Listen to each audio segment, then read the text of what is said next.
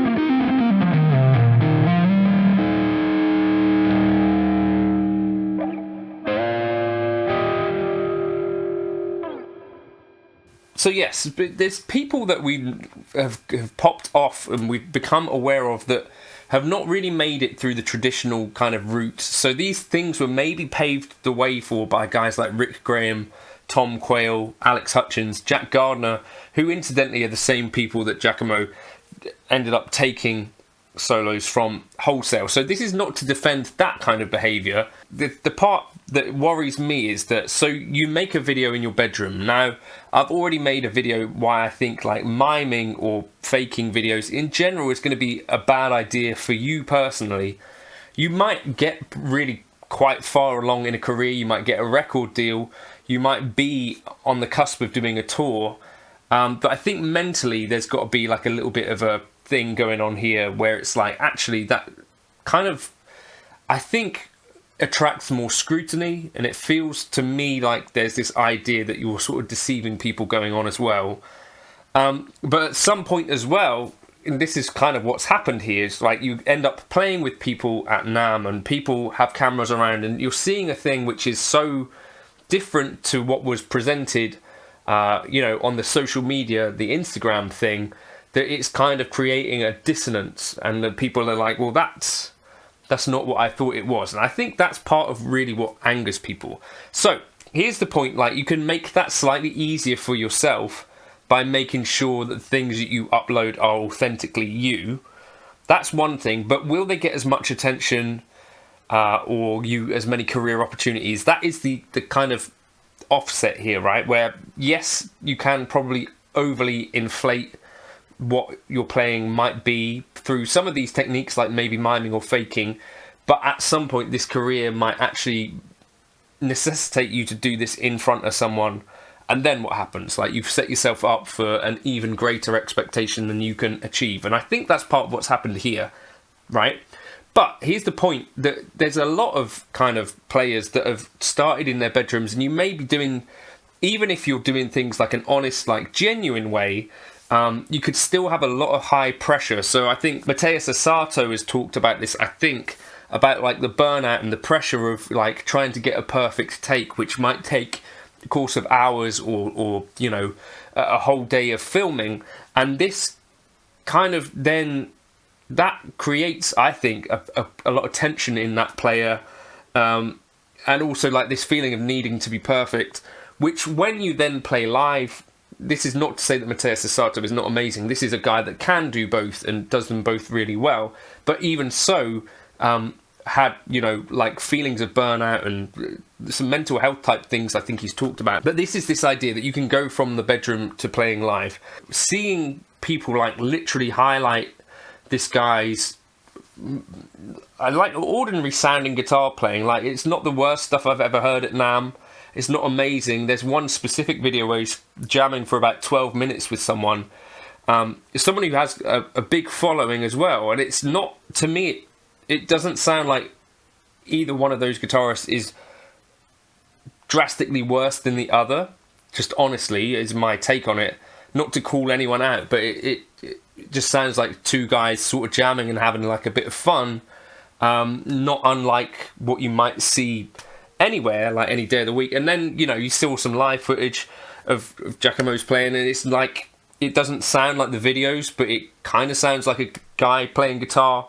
And this is the thing, like he did try to do it live at least. So this is the part that worries me, is that potentially it's not actually that difficult to mime stuff live. We see it in pop music and rock music more than we know. Like in Adam's video, he talked about, Adam Neely, he talked about like the faking and miming stuff, like in a more academic kind of way, in that certain genres accept it.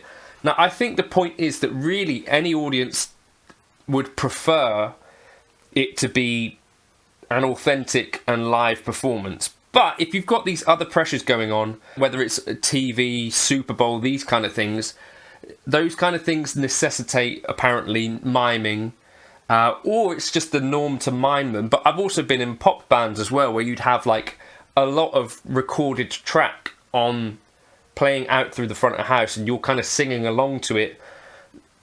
It's never that far away from being, essentially possible for you to just mouth along with it. And this is what happens with pop artists all the time. Just mouth along with it, or something plays on track. It's like a guitar part that's maybe more difficult than can be handled. If you're playing loads of backing tracks anyway, and it's something that's not consistent and not perfect, then I think it is kind of the norm in like the further you go, like bigger up the line, closer towards pop multimillionaires and stuff like that, I think it's more normal and more accepted to just not try to do these things so much live, for fear that you end up, I guess, doing like the Nick Jonas meme, which is kind of like a guy that was having a go, and I'm sure that is not indicative of what his playing was like all the time, but that is highlighted now in pop culture to the point where it's like, does anyone now believe that that guy could really play guitar to any level at all?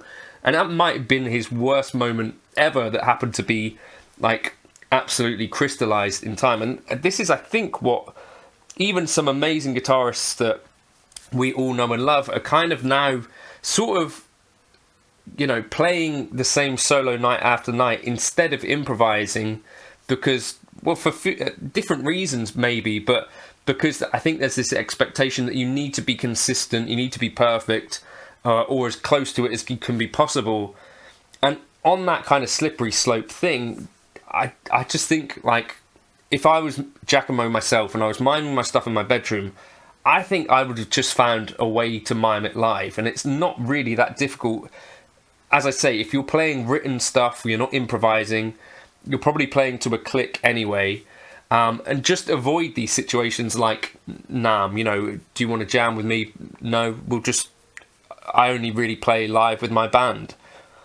I just think that's one of these things. I saw Bernth talking about this, where he's going on tour with Ola, like Escape the Internet. This is that thing where it's like, well, if someone gets castigated because their stuff that they do online at home is really carefully polished and really honed, which some stuff needs to be in order to gain the most attention, then when you see them live and it's not the same, if people are kind of pointing that out and like throwing stones and saying, well, that must mean that everything else is fake, then I think you're going to get a little bit of a situation where with the imposter syndrome thing and perfectionism and like worrying about what people think, I think you're going to kind of remove some potential for like really good players who are not going to feel comfortable doing this sort of thing, because it's like, well, I saw this guy get absolutely pilloried, and for some other fair reasons, like there was other things going on that were definitely wrong, but at the same time, like highlighting a guy's playing in this way and saying this is really bad, I feel like is kind of negative for the community at large. Now, there's other things that were going on that were negative for the community too, obviously, which, you know, those have been completely done to death, but this one is kind of like a thing where I think, well, if I was someone who typically mimes at home or typically gets loads and loads of perfect takes, if I'm getting into an opportunity where I'm in front of a bunch of people, what am I going to do? Like, I feel a little bit on edge as it is. I'm maybe a bit nervous. Maybe I've not played live much before either, because this is the other thing, like playing in your bedroom is a very different thing to playing with a band live, right? There are people that only really sing in studios. I think of one of my favourite singers, Casey Sable. He didn't perform live. He was periphery singer like early on, and just kind of stopped performing live because he decided that wasn't for him. Maybe that's the thing here, where you decide, right, well, if I'm going to do this kind of thing where I'm miming a lot and correcting things a lot, maybe just a live performance doesn't work for me. And I think that could be fair too, in some regards. But there is definitely this conflict for me where it's like, well, the more perfect a video gets, the more kind of pressure there is for that to be imitated live. But I think everyone in the room, this is, for me, the point of a live performance, I thought anyway, was that everyone kind of had it in mind that something different could happen. Like, there was an element of spontaneity. Hopefully well, in my mind, there might be an element of improvisation. And not this idea that it's the same thing trotted out every single time, night after night, city through city. Not this idea that it's mimed, not this idea that, you know, it's just a commercial thing. The idea, for me, which is maybe unusual, is that you're getting in a room to see this thing kind of attempted, and if it's an amazing thing on the record, that's kind of part of the thing. Like, can they actually do that live? And how pretty does this stuff sound live? Is it possible? I think we're so used to seeing singers using autotune live, loads of backing tracks, you know, potentially miming when we don't even know that they are, because you just can't really tell these days. Like, if all of the guitars are like on a modeler anyway, and all like album tones, you know, potentially, you know, there could be more guitarists than you think, especially in live acts, that are just, you know, pressing play on a laptop or on a thing. Yeah, I don't know. I think we should try maybe to get away from this idea that everything has to be perfect, and I guess that starts with you at home as well if you're making videos, but also it starts, you know, by not pointing out people that are not flawless live as well, because I think that is the thing. Like, we've all played live, and we've all, well, most of us, a lot of us might have played live, and that feeling of, this isn't what I wanted to sound like tonight, I think we're all totally used to that as well. And that feeling of not playing to your best, I think we're used to that as well. And I think that's a very human, a very guitaristy thing that we should be accepting of, rather than just saying that guy's crap all the time based on some small bits of footage. Now, it might be that some people just are crap. I don't know. It just feels bad to point at someone and say that is crap, like, all over the internet all the time. Do you know what I mean? Maybe that's silly to say. I don't know. I thought it was something that I noticed, and I saw Bernd talking about it with Ola. It's just like, I feel like there could be like a negative consequence to this specific thing, where like younger guitar players that are impressionable or worried about what people are thinking about might be thinking, oh, actually, let's not take the risk, like what happens in pop music all the time now, where it's like, you know, bands like the 1975, Post Malone, on the vocals there's autotune. Like, it's not going to solve every single issue, but it solves like half of what makes a singer pretty good, right? Pitch. So yeah, I don't know. If you want live music to be live, then kind of need to accept the imperfections that go along with it, I think.